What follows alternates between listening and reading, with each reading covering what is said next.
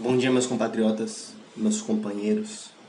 Esta história é a história de um triste oceãzinho de 8 anos, cujo ímpeto, cuja pressa, cuja falta de paciência ferrou-lhe durante alguns momentos. Não lhe ferrou, mas lhe prejudicou. Bem, eu só viajei uma vez internacionalmente. Foi para Miami e eu tinha cerca de 8 anos, 9 estourando.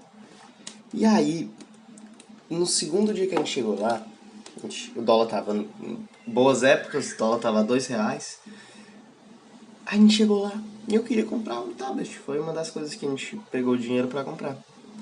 E aí tava com muita pressa, chegamos lá no shopping. Aí, vamos comprar. E aí, não tem muito o que contar. Os detalhes estão difusos e tudo. Eu basicamente comprei um tablet da Samsung Android, sendo que eu poderia ter comprado um iPad. E na época a diferença era gritante. E aí com isso, eu me dei mal.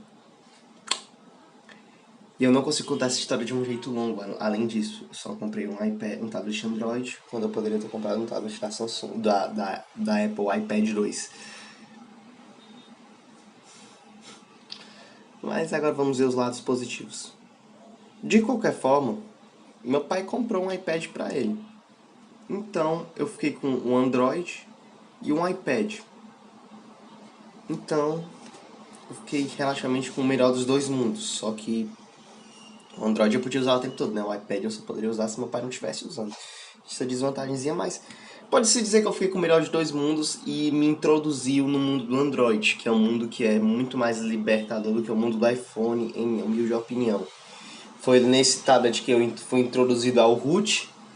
Queria mandar aqui um salve pro meu amiguinho Evandrinho, que na quinta série, eu acho que eu viajei na terceira ou na quarta, na quarta, quinta série, eu e o Evandrinho, a gente tava eu e ele louquinhos assim, mexendo no Android pra poder hackear o celular e fazer a gente desbloquear ele pra poder... Porque a gente queria root. Porque dava pra baixar uns joguinhos legais, fazer umas modificações, a gente queria isso. E também porque dava pra hackear o Clash of Clans pra treinar antes, cara. Eu acho que esse era um dos motivos, pelo menos pra mim. Eu fazia isso. Porque aí dava pra treinar antes de jogar, batalhar pra valer mesmo. Tu podia dar uma treinada antes. Eu fiz isso, mas eu acho que não foi nessa época. Não, talvez tenha sido. Eu não faço ideia, cara, mas enfim. Eu acho muito libertador esse mundo e à medida que a gente vai progredindo assim, vai perdendo o medo, você vai e consegue se arriscar mais no celular. Esse meu celular aqui que eu tô gravando agora, eu já contei. Eu fiz esse procedimento de root depois que acabou a garantia dele. Eu fiz, que já não ia ter mais garantia de qualquer jeito. Porque quando você faz o root, você perde a garantia. E aí, nesse eu fui sem medo, cara. Eu peguei, fiz tudinho, instalei o root, fiz o desbloqueio, fiz pou. E aí, mudei o sistema dele várias vezes. Me introduzi a Gcam, que é uma câmera bem melhor. Foi um dos principais motivos, introduzir a Gcam, que é que deixa a gravação melhor, fotos 1000 vezes melhor. Vou deixar aqui uma comparação para vocês verem a diferença gritante, o quanto o software impacta no hardware. Para quem não tá manjando, software é como se fosse... é a programação do sistema, de certo modo. Programação é o sistema operacional. Hardware é o aparelho eletrônico. Vamos supor, hardware, processador do celular. Software, sistema que utiliza do processador. Basicamente isso. E tem ainda o firmware. Não sei de falar direito, mas é firmware. E esse aí seria um sistema intrinsecamente relacionado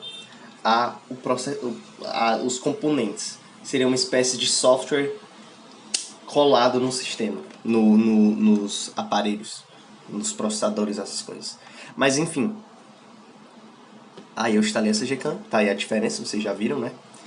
E eu me meti trocando o sistema operacional do meu celular. Ele quebrou.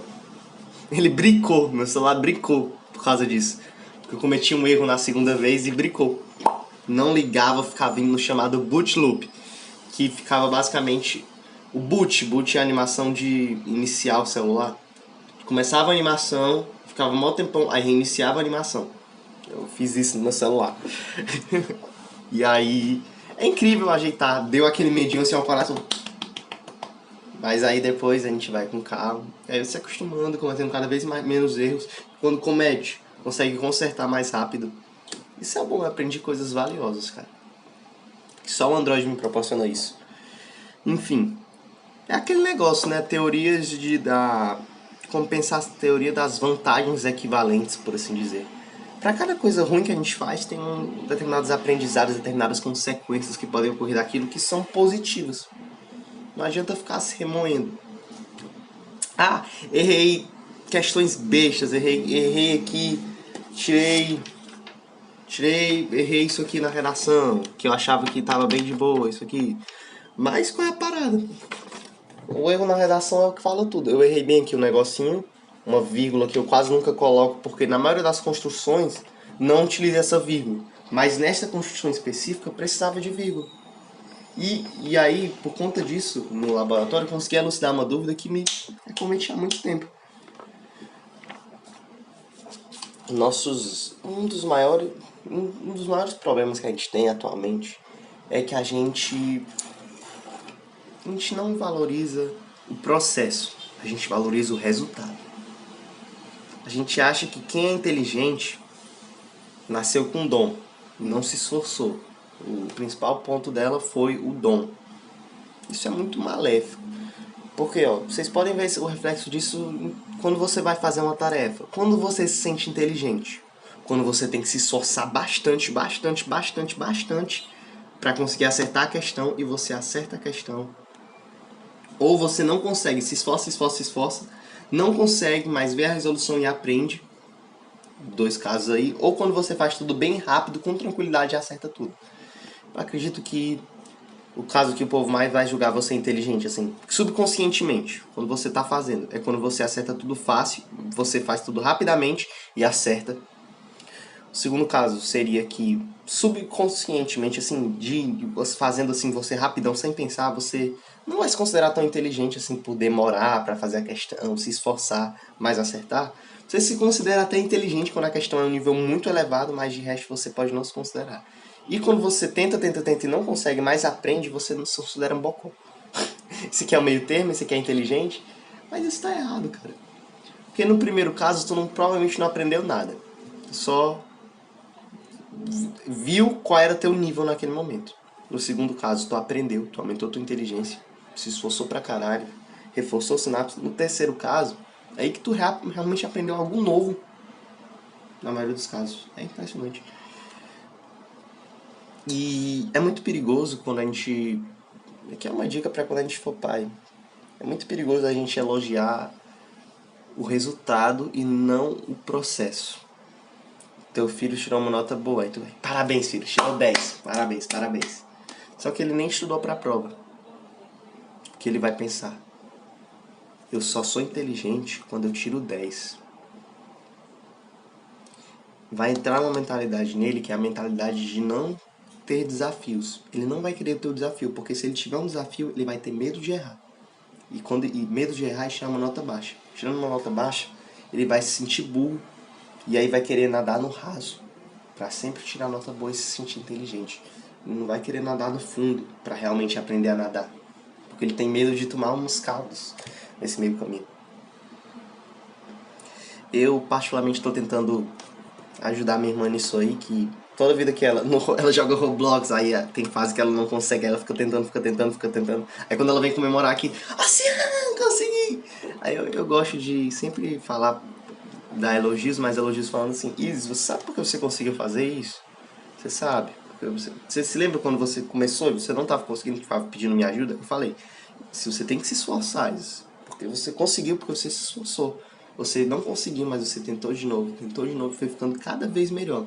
A gente só consegue evoluir mais quando a gente está fazendo coisas difíceis. E o vídeo perdeu totalmente o rumo, eu falei coisas que não tem nada a ver, mas coisas que eu acho extremamente pertinentes. E pensem nisso, tá bom?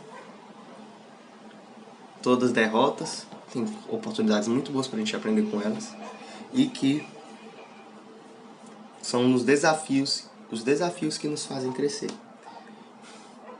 Se desafiem, que a gente vai longe. Fiquem com Deus e até a próxima.